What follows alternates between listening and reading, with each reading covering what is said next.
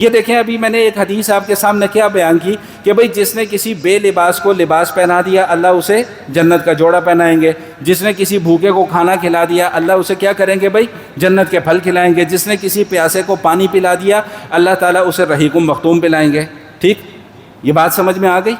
یہاں پر میں جو جملہ ایڈ کرنے لگا تھا وہ یہ کہ بھائی یہ جو ہم صدقہ و خیرات کرتے ہیں نا، اس حدیث سے اس صدقہ و خیرات کا مفہوم بالکل واضح ہو گیا۔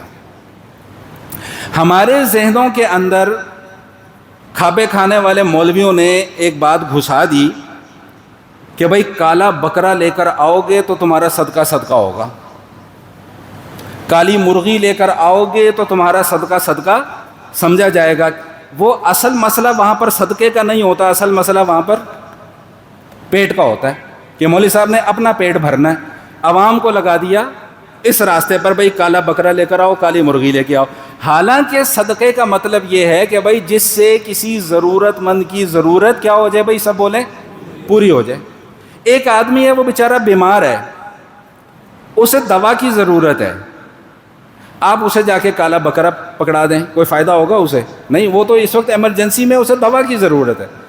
ایک آدمی اس کے پاس بیچارے کے پاس پہننے کو کپڑے نہیں ہیں، آپ اسے جا کے کالی مرغی پکڑا دیں، تو بھائی ایسے صدقے کا کوئی حاصل اور کوئی ثواب نہیں ہے۔ صدقہ تبھی صدقہ سمجھا جائے گا جس سے کسی ضرورت مند کی ضرورت پوری ہوگی، تبھی وہ صدقہ صدقہ کہلائے گا۔ مولوی صاحب کی ضرورت پوری کرنے کے بجائے جو ضرورت مند ہے ان کی ضرورت پوری کرو۔ مولویوں نے بہت کھا پی لی ہے، بہت لوٹ مار مچا لی ہے، بس کر دیں۔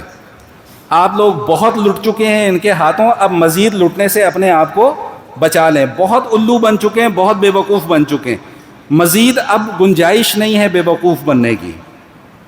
کب تک اپنا مال اپنی دولت ان لوگوں کے اوپر لٹاتے رہیں گے آپ؟ کب تک اپنا پیسہ ان ظالموں کے اوپر آپ خرچ کرتے رہیں گے؟ کیوں؟ ابھی کیا بات چل کر آ رہی ہے؟ قومیت پرستی، سرمایہ دارانہ نظام، دونوں کا بنیادی مشترکہ پہلو کیا ہے کہ بھئی حقدار کا حق مارا جاتا ہے۔